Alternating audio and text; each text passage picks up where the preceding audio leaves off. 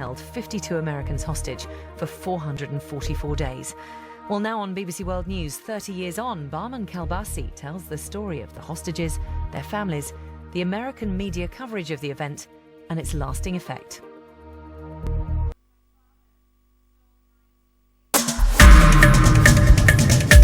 On the 4th of November 1979, Iranian students stormed the US Embassy in Tehran. The head of Iranian operations in the CIA had spent some time in Iran, and he said the only thing that would bring the Iranians to attack the embassy would be if we were to let the Shah in the United States. And he added, nobody's that stupid. The crowd shouted, "Death to the Americans, death to the Shah, death to Carter." Most frightening was one night they just dragged us all out of where we were, middle of the night, and lined us up against the wall, and started cocking their weapons, as though they were going to execute us.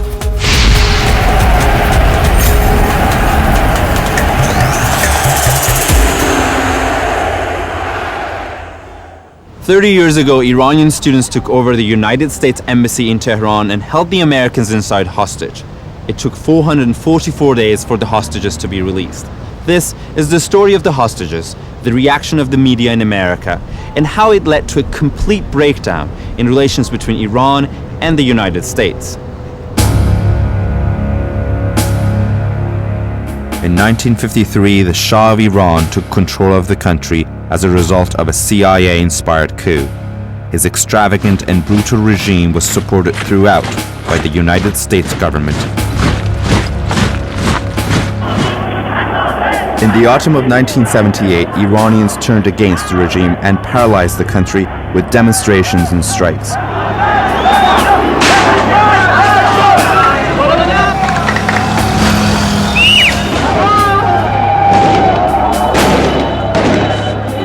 The Shah fled. 2 weeks later, in February of 1979, Ayatollah Khomeini returned from exile. He was welcomed by millions of Iranians as the leader of their new revolution. It was in this volatile anti-US atmosphere that American diplomats had to work.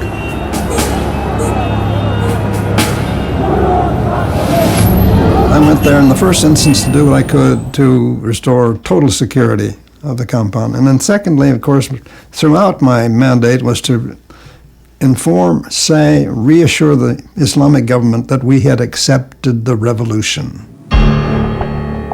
The Shah then revealed that he was dying of cancer. He wanted treatment at a New York clinic. But letting him enter the United States was bound to have serious repercussions in Tehran. Our chargé, Ambassador Langan, had sent a very clear message in July of 1979 that said, if you let in the Shah, it will be the end of U.S.-Iranian relations on any basis, and it will be the end of the U.S. mission. And you can't get much clearer than that. And they did it anyway. I was instructed to inform the government that the Shah had been admitted for medical treatment, that it was a humanitarian gesture on our part, that we did not see him as a political figure in leadership in the future.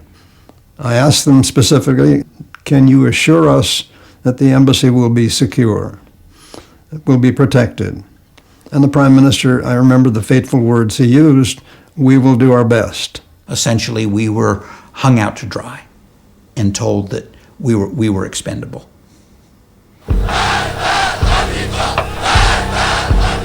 13 days after the Shah was admitted into the United States, a group of students stormed the embassy. We had no protection. We had a few people there in police uniforms who disappeared. They were certainly not going to take on the crowd. Calls to the provisional government brought no response. Calls to anywhere else we could think of brought no response. And so within about an hour, the student mob had occupied the embassy and taken all the people captive. I tried to call the embassy, because my office at the Anjuman was about 2 miles away. And when I called the switchboard, I got the response, "Embassy occupied." I was given directions by the chief of station to destroy our documents. The device we had was a very ancient, unreliable incinerator type thing, which did turn the documents to ash, but was very temperamental. And sure enough, after just a couple of minutes, it gave up the ghost. We tracked down a shredder, and didn't take more than 15 minutes to get all of our documents through the shredder.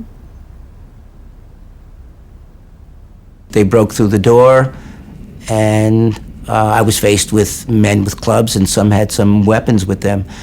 And they said, "Now this is the nest of spies, and you are going to be jailed." I said, "You're on American territory, and you can't be here because you're against the Geneva Convention." Well, of course, they didn't care about that. They blindfolded me and took me into another office.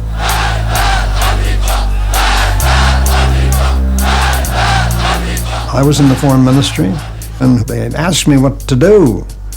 And I said, given what you're reporting to me, given the circumstances, you have no alternative but to surrender.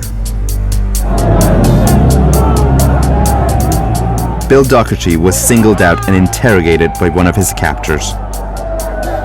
My agency training was you live your cover.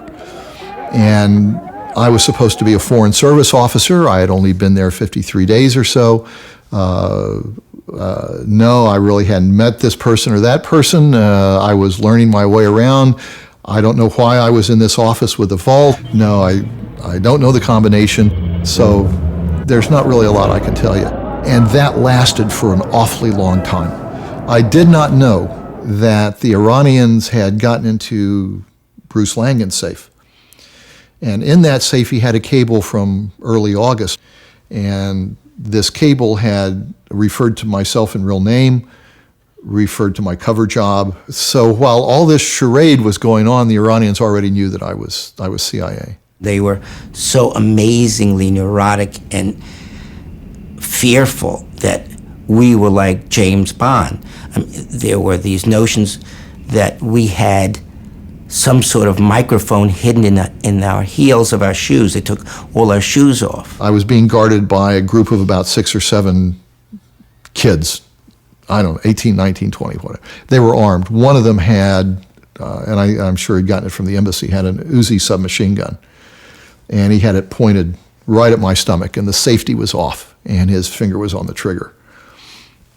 And, I thought all this kid needs to do is sneeze.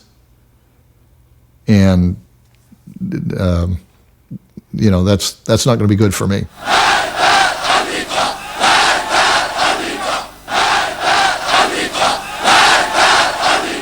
I suppose there were 2 points that we realized this was not just a 24-hour student sit-in. One was when we understood that Ayatollah Khomeini had endorsed this move, and then when the provisional government resigned. And at that point, you realized that our collective goose was cooked. By endorsing the hostage-taking, Ayatollah Khomeini tightened the Islamic fundamentalist grip on government.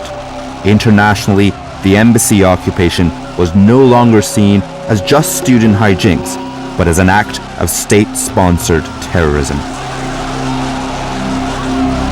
President Carter set out his government's position. I must emphasize the gravity of the situation. It's vital to the United States and to every other nation that the lives of diplomatic personnel and other citizens abroad be protected, and that we refuse to permit the use of terrorism and the seizure and the holding of hostages to impose political demands. No one should underestimate the resolve of the American government and the American people in this matter. 52 Americans were being held by students with full Iranian government backing. It was an unprecedented situation, and no one could predict its outcome.